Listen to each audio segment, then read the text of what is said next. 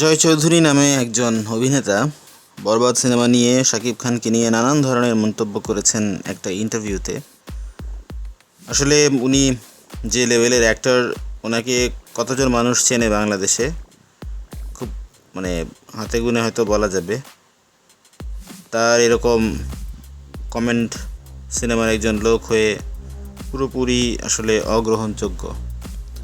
Cinema জগতে প্রবীণ নায়কদের সম্মান জানানো কিন্তু শুধুমাত্র একটি সৌজন্য নয়, বরং এটি শিল্পের প্রতি কৃতজ্ঞতা প্রকাশের একটি গুরুত্বপূর্ণ রূপ।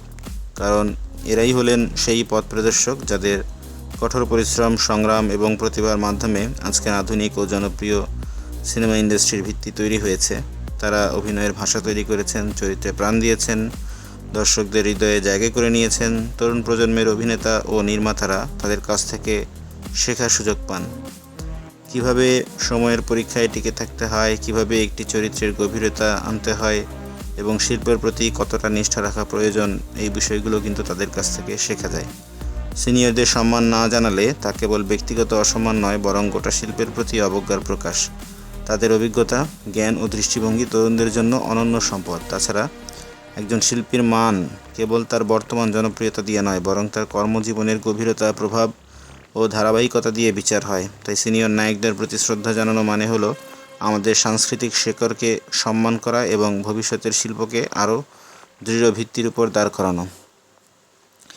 শাকিব খানকে দেখেছিলাম ক্যারিয়ারের শুরুতে তিনি যখন কোনো ইন্টারভিউ দিতেন এবং তাকে জিজ্ঞেস করা হতো যে আপনার আইডল কে, তিনি বলতেন নায়ক রাজ্জাক সাহেব।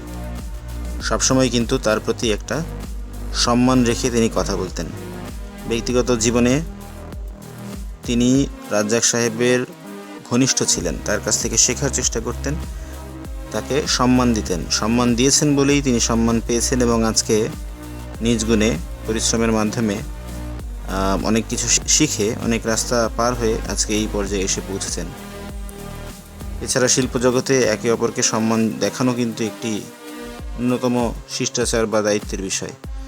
বিশেষ করে যারা দীর্ঘদিন ধরে চলচ্চিত্রে অবদান রেখে চলেছেন, যেমন শাকিব খান, যিনি বাংলাদেশের চলচ্চিত্রের এক অগ্রগণ্য এবং জনপ্রিয় নায়ক। তার প্রতি অসম্মানসূচক মন্তব্য করা কেবল অনুচিত নয়, বরং পুরো ইন্ডাস্ট্রির ঐতিহ্য ও সৌহার্দ্য নষ্ট করে। এই ব্যক্তি জয় চৌধুরী, তার মতো উঠতি বা মাঝ প্রবাহের একজন শিল্পী যদি শাকিব খানের মতো একজন অভিজ্ঞ এবং প্রভাবশালী তারকার সিনেমা নিয়ে অসম্মানজনক মন্তব্য দেন, তা শুধু ব্যক্তিগত রেষারেষির প্রতিফলন নয়, বরং এটি কিন্তু শিল্পের ভেতরে একটি নেতিবাচক সংস্কৃতিকে উৎসাহিত করে।